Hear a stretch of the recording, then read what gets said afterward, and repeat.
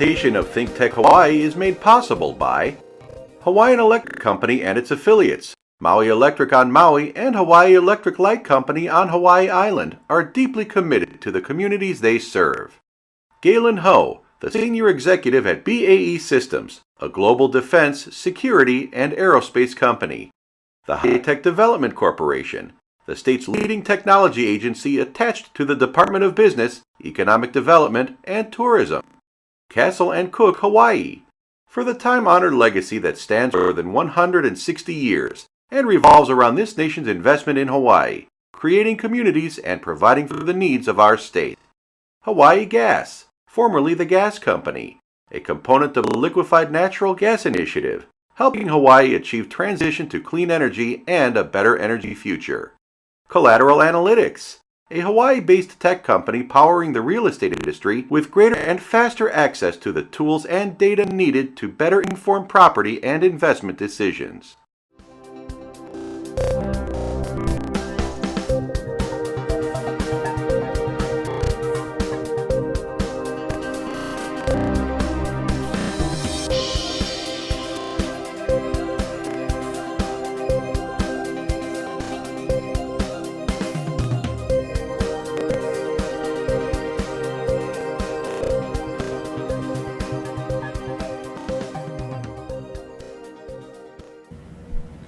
Welcome to ThinkTech Hawaii. Today's show is Asia in Review. I'm your host, Ellise Akazawa. My guest today is Billy Tea, a WSD-Handa Fellow at Pacific Forum CSIS. Welcome, Billy. Thanks for joining me today. We're going to be talking about South China Sea, what's going on right now, what's happened historically, and what are the prospects for the future. And Billy is going to be talking us through these issues, so once again, welcome. Thank you. Let's talk a little bit about your background first, just to give people an idea of how you've acquired all this knowledge on the region and the South China Sea generally. So tell me about where you grew up. Well, I was born in France from a Vietnamese mother, a Cambodian father, with Chinese ancestry on both sides. Okay.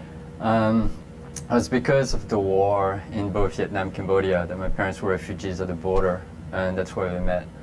Because they were taking French classes at night, when France came to pick up refugees, they took people who already spoke French. So I had no idea about any of this about your background. So my parents moved to Paris when I was younger, and I just grew up there, basically. Then I moved to the States and got my degree in political science from the great school of UMass Amherst. Woo, Amherst! And got my master's from King's College London and decided to focus in security and defense issues. Okay. What was it like at King's College? Because that's it's a war studies program, right? Isn't that like really famous, huge program? Well, it's one of the few in the world. That's why it's very popular. Because what it does that's different from other conflict studies, it actually brings people who are on the ground, journalists, policymakers, Nobel Prize laureates come and teach you. So we teach from our own perspective, but what's great about grad school is that it doesn't tell you what to think. It gives you the tools to think for yourself. That's what I really liked about it. And we had lectures from all different perspectives, from people who work for NGOs, like Doctors Without Borders, people who work at the policy level, at the government's level, people who work at international organizations. And I was really into it. I'm still very much in love with what I do. And now I work for the Pacific Forum, CSIS, so it's doing very well. Awesome. And you also have a lot of work and life experience in Southeast Asia as well, right?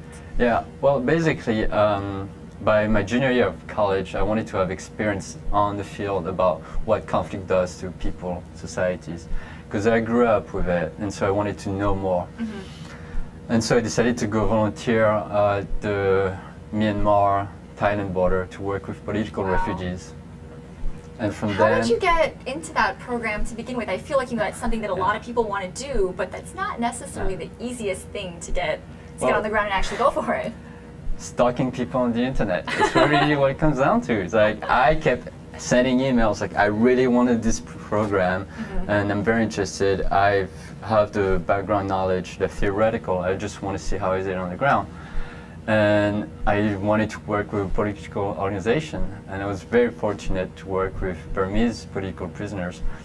And from there on, I learned about the black market, how it's all entrenched when you have a society in Myanmar, which for decades has been struggling to establish its own style of democracy, which now is doing really well. But I was fortunate to have this experience, which led to more work in think tank industry as well as in intergovernmental organizations. So I ended up doing some work in India and as well as in Malaysia. And now I got the opportunity to come here. Awesome. Well, thanks for sharing. That's actually a lot of information I didn't know about you, so glad to get to know you a little bit better. So let's talk about the South China Sea now. It's an issue that we hear a lot about.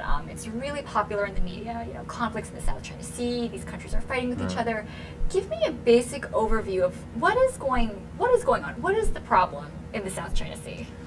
Well, it's a popular problem because it involves very big countries like China and to some extent the United States. Now, it's an area that's very vast and includes a lot of natural resources. There's oil and gas, a lot of fish, minerals, and it's strategically located between South Asia, Southeast Asia, and Northeast Asia. And because of those sea lines of communications, 90% of trades of goods go through the sea. Wow, okay. So when you have an area that's so important, especially as an emerging economy, where after the financial crisis, that was one of the few areas in the world where the economy kept going up, then it's strategically important to make sure that sea lines of communication in that area stay safe and stable so you can keep doing trade. So another reason is, well, China is involved. And so you have the US pivot, rebalancing, however you want to call it, which makes it much more global. And so people have been talking about the US-China relationship. And as well, I mean, it has a lot to do with ASEAN countries, so countries in Southeast Asia. I can go into more details. So basically, there's claims of each of these countries have claims in this region. Now, all those claims are dubious because none of them respect there's only one treaty, one law in which all those countries have to obey, which is called the United Nations Law of the Sea. And that's essentially because of this document, which asks countries to delineate their boundaries in which they can exploit the resources in those areas. That's how the conflict started. It's because a treaty that's trying to solve the issue actually making it worse. Yes. So when you're asking countries to delineate the boundaries, there's a lot of overlapping claims. Southeast Asia includes Taiwan, Malaysia, Vietnam, to some extent Indonesia and Brunei, and China. And so all of them have overlapping claims over a territory that's supposedly very rich in natural resources. And what I'm also hearing from you in describing those countries that are on the South China Sea is that there seems to be some power asymmetry. So you have China, and you have a whole host of smaller countries in the region. So that also seems like it might play into the dynamic and the tension a little bit. Yeah, and you're exactly right. So since it's an imbalanced power situation, all of the small countries, what they've done is reach to a bigger power, trying to get more leverage. And so that's why a few countries from ASEAN have done prior to 2009, 2010. So the United States got more involved, which massively escalated the situation from 2009 to about 2011, 2012. US involvement definitely seems like it would be a game changer, especially for China. Definitely. So for China, it would rather resolve these issues bilaterally. What those countries have done is trying to get more leverage and bringing somewhat an external power. They've internationalized the issue, which is not what China wants.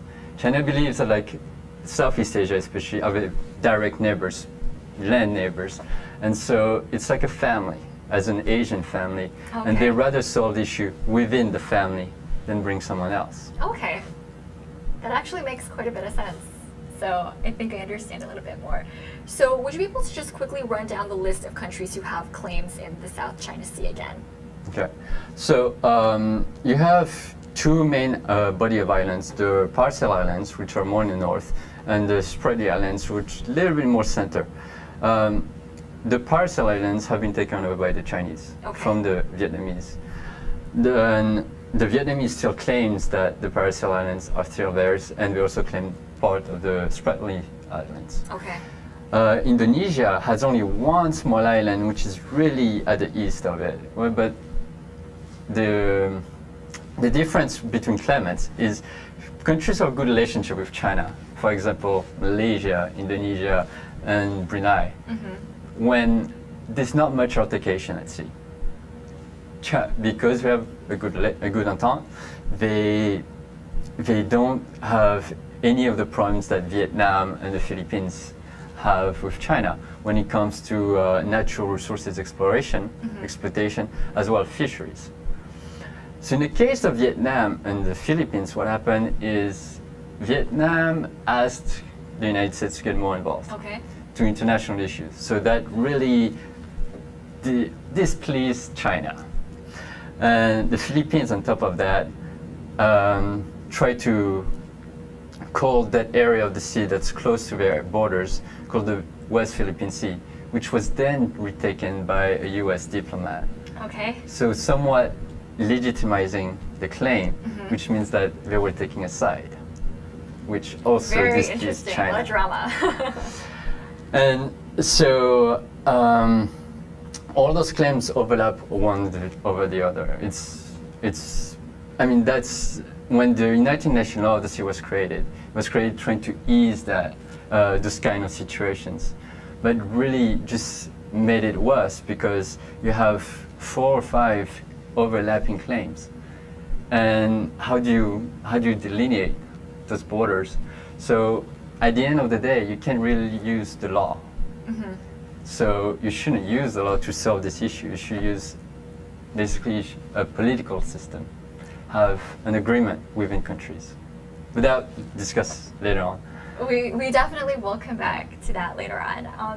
What has precipitated all of these claims recently? Is it the fact that countries have been asked to delineate their borders, or was there some other spring incident? Because it seems as though it's only been in recent years that the tensions have really escalated and the South China Sea has become a really hot issue. So what's behind people or countries staking their claims now?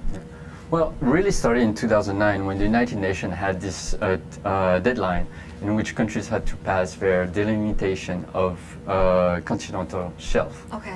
So the first 2 countries were Malaysia and Vietnam, passing a note to the United Nations saying those are our boundaries. This is what we think are our boundaries, which led to a negative reaction from the Chinese and the Philippines saying we don't agree with your boundaries. And then in 2010, you get the ASEAN Regional Forum, in which Secretary of State Clinton participated, stated that the United States had a national interest in the South China Sea. Escalated the situation even more. It's also just need to backtrack a little bit. In 2010, you had a New York Times article stating that 2 US diplomats had heard that the Chinese official had called the South China Sea a core interest issue, which means that they can use force. But there's no actual proof of it. This isn't in denial from the Chinese, but there isn't any support for it. Because this nuanced environment somewhat supports the Chinese, because they can say, like, you have no proof of it, but sometimes they can do actions that will support their claim. So going back to the timeline, massive escalation from 2009, 2010, 2011. Now, you had a lot of maritime incidents between fishermen and Coast Guard forces or naval forces. Those happened before. Those happened for decades, talking from the 60s, 70s, but they were never publicized. Because of the escalation since 2009, and because the United States getting more involved, and the media getting more involved, every incident is now blown up into a massive, this is what's happening. Exactly. Interesting. So we're going to take a break right there, and we're going to come back and talk a little bit more about why the South China Sea is becoming more of a hot area in international relations right now. Stick with us. We'll be right back after the break. There.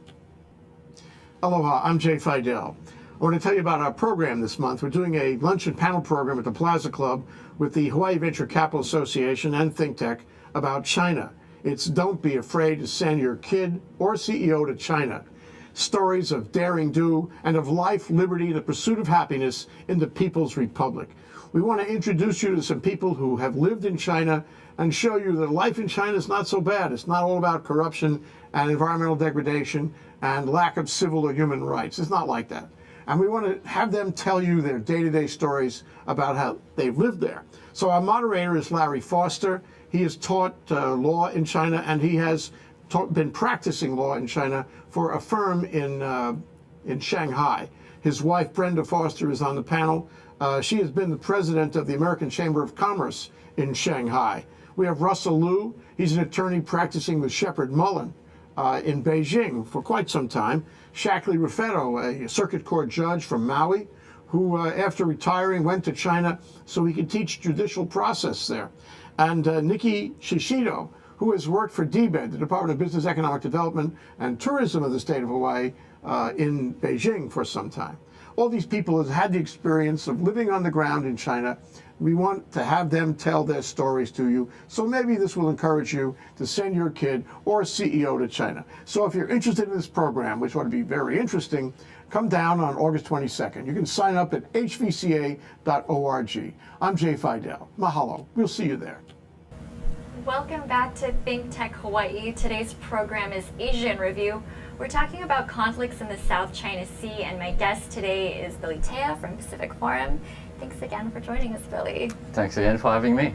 We also did a program several months ago, and if you're interested in checking that out, visit thinktechhawaii.com. The program that we did was what a Myanmar style of democracy would look like, and it was actually a really popular program. I don't know if I ever told you that, but it was watched a lot. We got a lot of really positive feedback, and Billy was our guest, so if you're interested in hearing his thoughts on a different subject, feel free to check that out.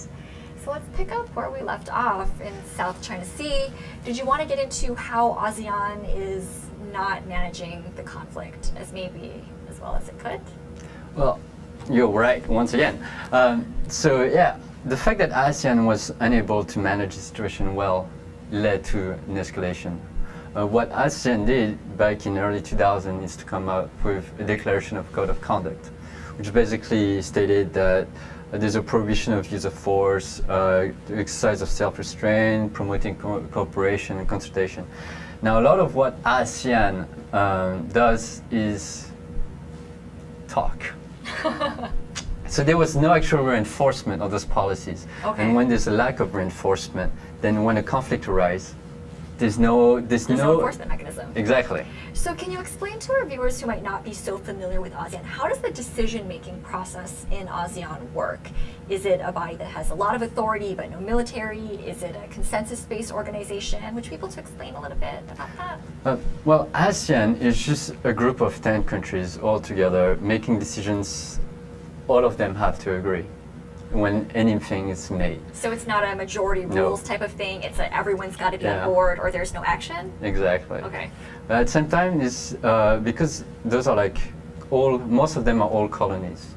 So they have this mentality of when they want to achieve something politically, they have to do it behind the doors. Okay. So there's a lot of political backdoor meetings, and that's where most of those decisions are made. They're not used yet to having a more binding process. So that's what the issue is of this declaration code of conduct. There's no binding for any of those members. There's no sanctions. So therefore, countries can pretty much do what they want. That, to me, seems like a huge issue. How do you get 10 people or 10 countries to come to the table and agree all the time on the major salient issues that are happening in the region? That seems really, really, really difficult. I'm trying to imagine just doing that with 2 countries, let alone 10, all of whom have very different interests and diverse, domestic policies and problems. Is that your take on the situation? You need to add that a lot of those countries have different style of governments. some go from complete dictatorship, others to the extreme of democracy. And so what basically happens, you agree on the lowest denominator.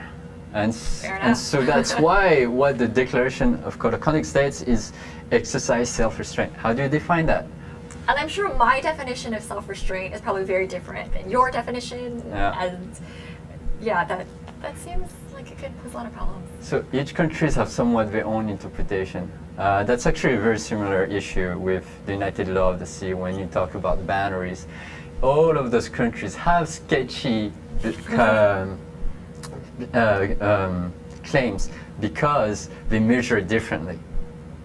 So ideally, the most utopian way to solve that would to bring the United Nations Tribunal and trying to delineate. But because those claims are sketchy, then it's 50-50 whether you win or lose. So countries, you're not going to take the chance to take it to a third party. There's a big risk involved if you lose. Exactly. And so the issue is also fisheries. A lot of those developing countries, mostly Vietnam, the Philippines, to some extent China, are incredibly dependent on fisheries. We're talking about 300 million people that who are dependent on fisheries for food and for economy. And so with the overfishing, what's led the fish stocks has gone down. And so countries, fishermen are going deeper and deeper into the sea. And so since all of those countries are competing for the same Resources, fish, then there's a lot of altercations at sea. That's one of the main reasons why there's altercations in South China And Sea. I think, you know, I was actually just talking to one of our Pacific Forum interns, Hannah. Hi, Hannah. I know you're listening. About the importance of fisheries and how I think a lot of people tend to underestimate that. Fisheries are, you know, the main protein source for hundreds of millions of people. And as people, you know, fish stocks get depleted, as we see these territorial claims, it's going to escalate further. There's been plenty of incidents in which fishermen have been stabbing either coast guards or each other. So that's, I mean, the tricky thing about fishers is that the only way to replete the fishing population is by having fishing bans. Yes. So the more you ban something, the more illegal it becomes, and at the same time, countries will compete with each other more. Absolutely. And I think there's also this interesting element going on as well, because you may have a government saying don't do this or don't do that or do this or do that. Yeah. But when you have independent citizens going out and fishing, you know, if I stab another fisherman, that doesn't necessarily mean my government supports that action. Yeah. I could just be, you know, independent citizen on my own doing whatever I feel like. And that also seems to, you know, a government can't have complete control over its citizens and what they do, especially out in the open ocean. And you're correct, and that's why, like, government is not obviously supporting those actions. Sometimes they are, but in general they aren't, and so that leads to a lot of political altercations between governments. I can A imagine. lot of not verbal was sent to the United Nations, and it is so like since there's no limitation of boundaries, since there's no reinforcement from ASEAN, it's pretty much any countries can do what they want. And so that's what led to an escalation from 2009, 2010, 2011, because then you have seen somewhat a status quo. What I mean by that is that like relationships have stabilized between countries. Okay. Because they understood that like having a conflict is not sustainable for them, especially when a lot of them are economically dependent of China. So you don't want to I know too much the person who's paying your bills, and that's why there's always a status quo in general. When there's in conflict in South China Sea, it always goes really bad for a few months or weeks, and then leaders will meet and try to come up with a statement saying, okay, we understand that this is bad, but we'll try to cooperate and try to not use force, and so try to bring back to somewhat a status quo. And so that's what, for a long time, has been occurring in South China Sea. Now, when you talk about those fisheries, what it has led is because most of the people who are fishing are the lower classes in those countries. And so which has spurred a lot of nationalism. Some of it has been state-sponsored nationalism. Okay. But so you've had a lot of protests, both in China, in Vietnam, and also the Philippines. But those protests escalated the situation, the conflict. And so it pushed government to act stronger against those other governments. At the same time, although it's unifying the country, it's helping the cause of fighting for their own claims. It's also a double-edged sword because Absolutely. it limits what the country can negotiate at a bilateral level with this. Because they have a responsibility to their domestic populations who could be inflamed by nationalistic sentiment, and that seems like a really tough thing if you're a government to manage that, especially since my background is public relations. I'm always thinking about PR and I'm thinking about marketing.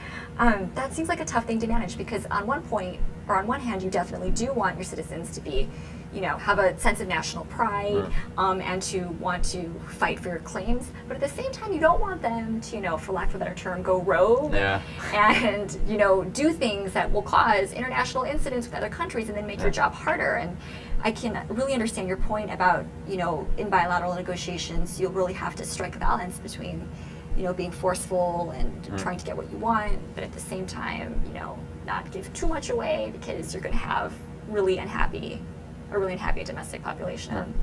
So, and the answer for Vietnam was basically to end all of the protests. Really? Yeah, because the protest started very well for them. We're against China. We don't think what we're doing is right. Promoting those are our islands. But then after a couple weeks and months, you had people saying, "You know what? Well, it's also because of the Vietnamese government." So once we started to blame the government, they were like, Okay, let's "That's shut the it down, limit. shut it Yeah, down." we'll do it." Interesting. So there are definitely a lot of different factors at play, and with so many different variables, I can see easily why this is, a major issue and major point of contention because you've got so many different variables going on. And you need to add into that a lot of those countries were developing their naval capabilities. And so the more arms you bring into a conflict, the more tension there is. So you have the United States reinforcing their mutual defense agreement with the Philippines. Vietnam opened up its Cam Ranh Bay port to foreign navies. Singapore is said to have littoral ships coming from the US. Oh, I didn't know about that. So, it's part of the pivot or rebalancing, however you call it, is to have rotating military forces. And so, which also you have 2,500 more soldiers in Australia. Okay. Another one that's sidetracked is also the restatement of the US saying that the disputed island in East China Sea are part of the mutual defense treaty with Japan. So China feels it's been contained from its own perspective. It's saying that also economically with the TPP, which is the transatlantic partnership, which is basically a free trade agreement, doesn't include China. And Does that? the reason was because China is not up to the same standards. But Vietnam is in it. So, and Indonesia was in it, but it pulled out because it was just too difficult. I see. And the other aspect is part of the pivot was the diplomatic aspect. So you had President Obama coming into the region more, pledging to come to the East Asia Summit and to participate to the APEC meeting. And Secretary of State Clinton coming as well. So this presence from the Chinese perspective is that the US is trying to contain China because it's a diminishing power. Interesting. Let's actually stop right there and come back to that after we take a break. So we'll be right back. Stay with us. We'll talk more about the South China Sea in just a few minutes. I'm David Day, the host of Asia in Review. This is a ThinkTech program in which we take the issues of the Asia-Pacific region, whether they be in business, in foreign policy, in national security, or geopolitics. And we take those issues and we try to probe down in some real depth. Maybe it's not always politically correct, but we get to the truth. We do things that the regular media can't do. And the reason that we can do those things is because we here at ThinkTech have the contacts, we have the network, and we can take the time and explore the issues in depth. Tune in every Thursday at 4 p.m. here at ThinkTech Hawaii. Hi, I'm Donna Blanchard of Kumukuhua Theater, and when I was young I used to love watching Charlie Chan movies on Family Classic TV on Sunday afternoons. Our show at Kumukuhua that runs from August 22nd through September 22nd is called Will the Real Charlie Chan Please Stand Up? It's written by Nancy P. Moss. It takes place right here in Chinatown. I really hope you'll come in and watch it. You will love it. It's everything about the movies that you loved and more. Go to kumukuhua.org to get more information and your tickets. We'll see you there. Welcome back to ThinkTech Hawaii. Our show today is Asia in Review, and we're talking about conflicts in the South China Sea. I'm your host, Ellise Akazawa, and my guest is Billy Tea, a WSD-Handa Fellow at Pacific Forum CSIS. Welcome again. Thank you. Thanks for being on the program. Would you mind sharing, just right after the break a little bit, what is it like to be a fellow at a research think tank? Well, being a fellow is basically you're working in your area of specialty, which for mine is Asia Pacific Security and Defense. More specifically, it deals with Southeast Asia. So working in ASEAN and conflict management, trying to see what can be done to ameliorate if it's possible. But at the end of the day, it's trying to provide policy recommendations for policymakers. And so it's analyzing the situation and then see what has been done in other regions by other countries or what, just in similar situations, what can be done to improve it. And then it's to do a lot of presentations, writing articles. You do write a lot and present a lot.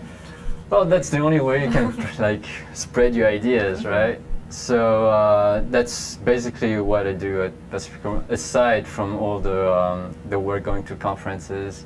So you're actually getting in the region and you're actually talking to Experts on the field, yes. Okay. And then weren't you recently invited to Taiwan? Yes. Would you mind sharing a little bit about that? Sure. Well, the Taiwanese government wanted to bring experts from the region on all sides, from all aspects, from academia, from think tanks, and from government, trying to put them in touch with government officials in Taiwan. And so it was just a lot of meet and greet, and also talk about security issues. So talking about what does Taiwan wants to achieve, what he has done, and what she wants to do. Like see what's the end goal and how we could try to help them if we could. But it was mostly trying to put in contact people together.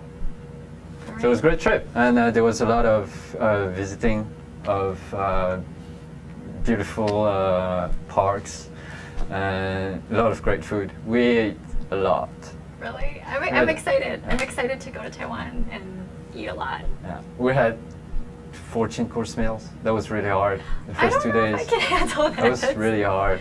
That's a lot, but it sounds amazing. It sounds like a really great trip. Oh, and it's all of this is because of being part of Pacific Forum CSIS. I've initially started from going to a conference in Honolulu talking about maritime security, and I shared my ideas, my perspective on maritime security, and some of the officials liked what I said, so that's how I ended up being invited. Awesome, very good. So before the break, we were talking about China and how it's perceiving some of these strategic actions as containment. So would you mind explaining a little bit more about that, about the Chinese perspective and containment, and as other governments in the region, I guess, increase their naval capabilities, how China is perceiving that?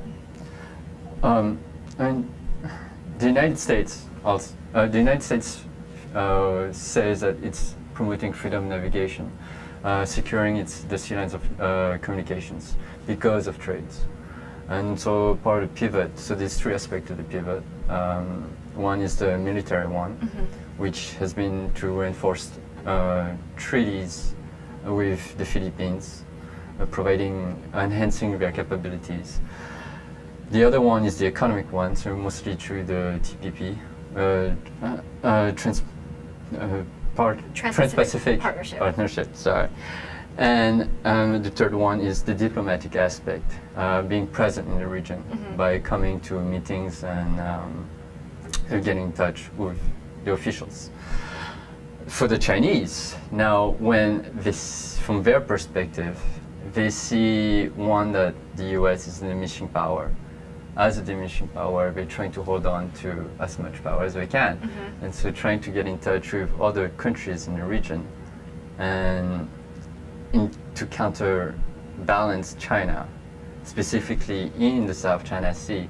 They see that as somewhat as a threat, hence the whole idea of containment.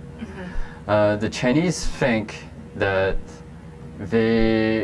it's their own family, so they want to resolve it internally.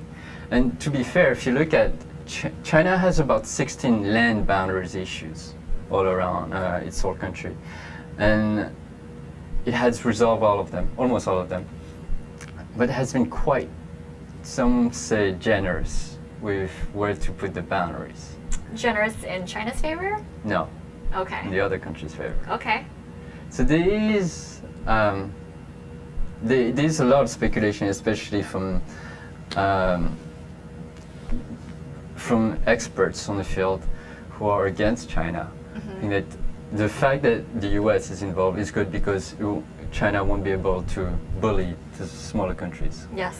But although there is some altercation at sea, there isn't any real proof that China will take over the whole country or trying to be more beneficial for them. There's one example of joint development cooperation that happened from 2005 to 2008. And that involved China, Vietnam, and the Philippines. That was the only time where actually joint cooperation worked. And each of those countries had a specific role, almost equally. Now the only issue is that the area where we decided to have joint cooperation was much closer to the Philippines. Okay. Now, this whole process did not work because of the internal situation in the Philippines. There was a lot of domestic pressure because of corruption. And so that sparked a lot of nationalism, which ultimately led to the fall of that government at the time, and for them to pass a law which forbids the Philippines to re-enter any type of similar agreements. Okay. So, so why am I talking about joint development, joint cooperation? Because it is the most appropriate solution.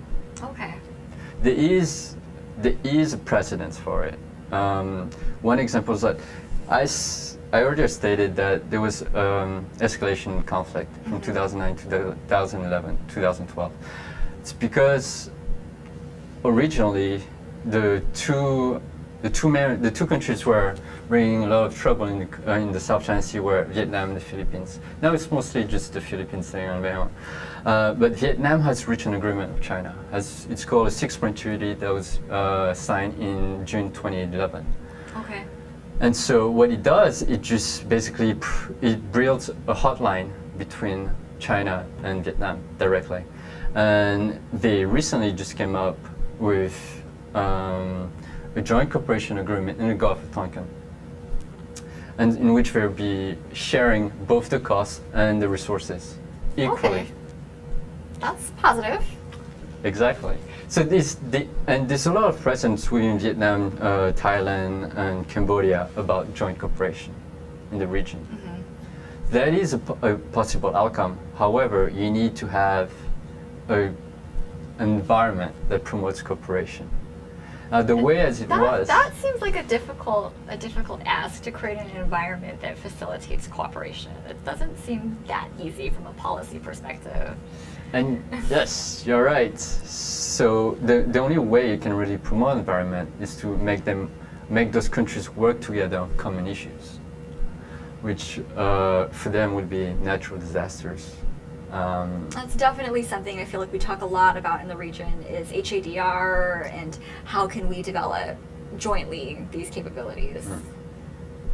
And so we'll be promoting a lot of like confidence building measures in those countries. There's also a lot of people who've been, because recently, well, at the beginning of this year, the Philippines went to the International Tribunal of the Law of the Sea in trying to prove to the world that China was wrong in its claim in the water, the territorial water close to the Philippines. Now, the issue with going to a tribunal is that there's no binding solution. It's all on a voluntary basis. And so, as much as, although the Philippines put the claim, China is not participating. And no one can force China to get involved in it. It almost seems like, it's kind of back to what we were talking about earlier. If there's a 50-50 chance that you're not going to get the outcome that you want, then it almost behooves you to participate in the first place, because why would you want to subject yourself? If it's voluntary, if you're not forced to participate and you might lose, that makes it. Yeah. It's almost like there's no incentive at all. There isn't. That's why China isn't doing anything about it. Okay. But there's also a precedent in which the International Court of Justice has been used to delineate boundaries. That was only used twice, both by Malaysia. There was one in 1998 between Malaysia and Indonesia over some islands, in which at the end Malaysia won those islands. So Malaysia, being very confident about use of the ICJ, they used it again with Singapore in 2003. However, they went there completely unprepared. They couldn't fully defend those claims. So they lost this territory. And those are really the two examples. And ever since 2003, no one has used it because it's a gamble, as you said. So there's no incentive for any countries to participate. And it's, for them, they rather always have the possibility of having more. Yeah. Rather than the certainty of having nothing. Exactly. Wow, that's really interesting. Definitely a lot of variables at play in that.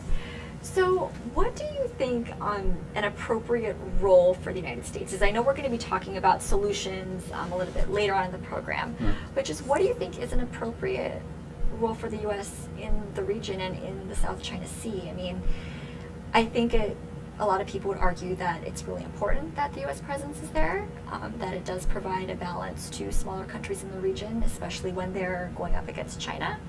But based on what you said, I'm not sure that's how you perceive it. What do you think? Well, it depends from which perspective you're looking at. If you really want to solve the issue, honestly, being more involved in the region will complicate the situation. Once again, it comes back to the family analogy. When I have an issue in my family, I don't want someone else to come and tell me how to resolve it. You don't want me to come and tell you. Yeah, really, this is what you're going to do. Yeah. But yeah, once again, like from the smaller countries, I can understand them wanting to have some more leverage. For the United States, I think it's completely in their interest to be somewhat involved in the region, but it's a tricky balance because they don't want to be too involved that will affect their economic relationship with China. Yes, and that's definitely, I think, one of the major issues at play here is no one wants to do anything to upset China. Everyone's economy is tied to China. Let's, not be too provocative any more than we need to be. So yeah, it's being provocative within limits, like enough so that it looks like you're doing something. But not too far that you lose your economic trade. And so I think the US should stay in that area. And I mean, it's obviously in everyone's interest to keep the sea lines of communications open. Yes. No country would win out of it. And so that's definitely something we can all agree on. Yes. This is important. This is what we want for everybody. To be fair, the likelihood of having a complete blown out war is incredibly small. There's no chances. Almost no chances. That's good. That's good. It's a lot of it would be small individual members, which will bring spats in the area, and those needs to be managed. What the South China Sea needs is some kind of management mechanism that actually works. Okay, and I'm going to pause you right there, and I'm going to take a break, and then we're going to come back and spend the last remaining minutes of the program talking about solutions, policy ideas. What can we do to help solve the South China Sea issue? Stay with us. We'll be right back. Aloha, I'm Jay Fidel. This is ThinkTech Hawaii, broadcasting live from the Pioneer Plaza in downtown Honolulu. We raise public awareness about tech, energy, and globalism in Hawaii. Technology is critical to our state. A vibrant tech sector will give us new prospects in the global marketplace and will offer great careers and make our economy more resilient. Streaming live on Ustream and Spreaker, ThinkTech allows its hosts and guests invaluable opportunities to report important events and discuss important questions, and to be heard here in Hawaii and around the world. You can find links to our live streams on thinktechhawaii.com or on our mobile website, m.thinktechhawaii.com. And you can see our archive on YouTube. It's all just a click away. We want to do whatever we can to keep Hawaii relevant, connected, and thriving in the complexity of the 21st century. We hope you will help us in those efforts. Tune in today. This is ThinkTech. I'm Jay Fidel. Mahalo. Welcome back. It's ThinkTech Hawaii. Program is Asian Review. I'm your host, Ellise Akazawa. My guest today is Billy Tea. Billy, again, thanks for joining us. This is the final segment of our program. So we've been talking about conflicts in the South China Sea, who the parties are, what the problems are. We've also been talking a little bit about solutions, but we'll spend the remaining part of the program talking about solutions to the South China Sea issue. But before we delve headfirst into what can be done about South China Sea, what I'm really interested in is all of these claims, like talking about the parasols and the spratleys. Would anybody care about these islands if there were no natural resources there? No. Or would they just be, oh, it doesn't matter, they're just rocks elsewhere, but people only, or governments only care because of the promise of resources hidden away in the seabed? Yeah, I mean, you need to take into account it started in 2009 because there was a financial crisis. So most of the region, the whole region is in economic development. So you need access to natural resources one way or the other. Now the South China Sea, because the water is so deep, it's hard to have surveys about geological surveys, knowing how much resources is there. There's a lot of gas, natural gas, that we know for sure. In terms of oil, the numbers goes incredibly low, from 7 billion barrels to 2 billion barrels. So it's there's no real certainty of how much resources is there. Now the only resources. So also a gamble. Talking a lot about gambles. This is Yeah. also a gamble. Exactly, because the technology to actually do the survey is so expensive that no countries can do it alone, with maybe the exception of China. But it's just so expensive that none of the small countries can do it. That's for sure. So when a lot of countries they're trying to delineate their boundaries or call it the West Philippine Sea, what they're trying to do is trying to fit their definition of their boundaries to the United Nations law of the sea. So they're basically using a legal document and trying to make their claims as much as possible. Yeah, exactly. This is what it says, and this is what we're doing. Okay. Exactly. So when these people trying to build stuff, technically they're not allowed to, but like putting a flag or something like that, when they're trying to make their claims more legitimate, more credible. That's why all of those countries' claims are pretty sketchy. Because you need to understand, some of those countries, for example, Vietnam claims the parcel and part of the Spratly Islands based from a treaty from the French, from colonization. So back from in the a long time ago. 1900s. And well, the Chinese have ancient documents that goes from the 14th century, and some of them goes into the 4th century. That's actually something I want to talk a little bit about too. The 9-dashed line Yes. in China. So China says that the 9-dashed line. So if you look on a map, or you can Google image it, and you'll see the line looks like a cow's tongue. Yeah. Some people say, and they said, this is our area. Do you know where that came from? And it's, I don't want to put you on the spot, but was that just something that China made up one day? Was there a historical precedent for that, or? Well, the 9-dash line, the original one, there was actually 11. Two were Okay. taken out in the 50s. For any specific reason, or just it's not there anymore? Don't worry. Well, there are only 9 dashes, not 11. Well, what was part of government Taiwan from when Mao Zedong took over, the 9-line was, there's no real specific definitions of it. I mean, some officials say that it's the whole maritime area. Some of it's the area that's within the lands that are in that area. So there hasn't been any official statement from China, because the more they define the 9-line, the less we have to play. And so it's in their interest to keep it ambiguous. As big as possible. Exactly. Okay. But all of those countries are doing the same thing to some extent. And ironically, all the papers proving China's claim in South China Sea are all located in Taiwan. You're kidding. They don't have anything. Because when the Kuomintang moved to Taiwan, they took all the documents with them. Okay. So China doesn't have any, can't go These are my anywhere. documents. Yeah. This is my proof. And so that's why Taiwan's claim is exactly the same than China's. Interesting. However, a lot of those countries have agreed that there's a one China policy, which is basically that both China and Taiwan are One China. Yeah. So which means that a lot of other countries, well, Taiwan is just not included in any of the discussions. But which also means that when this bats, the US is put in a hard situation because it's a friend of Taiwan, but also technically not recognizing its claim. That definitely adds another layer of complexity to what is already an extremely complex situation. So, and in the case of Taiwan also spreads to the East China Sea with Japan. But what Japan and Taiwan have come up is a fishing agreement. So we tell each other where each other are, and so avoid conflict. So that's one example of things that can be done. Yeah. Cooperation is positive. We only just have a few minutes left, but would you mind going over some of the possible solutions? So, earlier we talked about a code of conduct.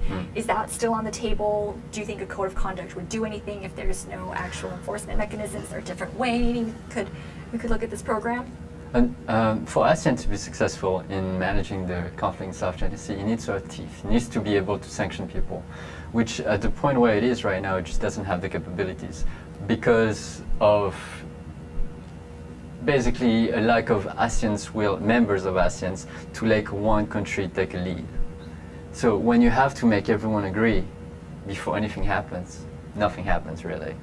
An alternative that needs to be happening in order to promote joint cooperation and development is confidence building measures. Okay. One of them is that's actually been working really well. It's called the Oil Spill Preparedness and Response, or OSPAR, which is basically that any spillage of oil, with especially of this pipeline under the sea, which affects the fisheries, then all those countries work together in a mechanism in which they cooperate on oil disasters in trying to help each other out. So what I'm really hearing from you is lowest common denominator. Everybody can agree on that. If there was an oil spill that threatened fisheries, everybody wants to jump in and help because, who would be against helping after an oil spill when it's threatening to damage fisheries? And one proper example is that in 9 of August 2013, the Philippines just had an oil spill right next to its boundaries, and they needed a fishing ban because of it, because it polluted the fish. So because we're so dependent on it, all of those countries, then working on that in those similar kind of ideas will be a way to promote environment for cooperation. So you need, at the end of the day, the only viable solution is joint cooperation and development. But you need to create an environment for all those countries to come together, and people come together when something bad happens. You don't come together when you have a choice. Yeah. So And do you really think that working, starting at the bottom with lowest common denominator and joint cooperation, do you really think that in the long term that is going to be enough to help move us forward on South China Sea issues? Or do you think, are we just going to plateau at some of these joint initiatives and never really escalate into full-on cooperation and all of that? Well, the conflict in South China Sea has been going on for a very long time, so it's unlikely that it's going to be solved anytime soon. Now, initiatives, just like the Vietnamese and the Chinese, those are good initiatives, but it took a lot of bad time between those two countries in order to come up with the solution that there's no other alternatives than for us to work together. And so that's what needs to happen in South China Sea. It needs to get worse. It needs to get worse, and then it until will get people better. understand there's no alternative for them to work with each other. That's a really interesting take on it.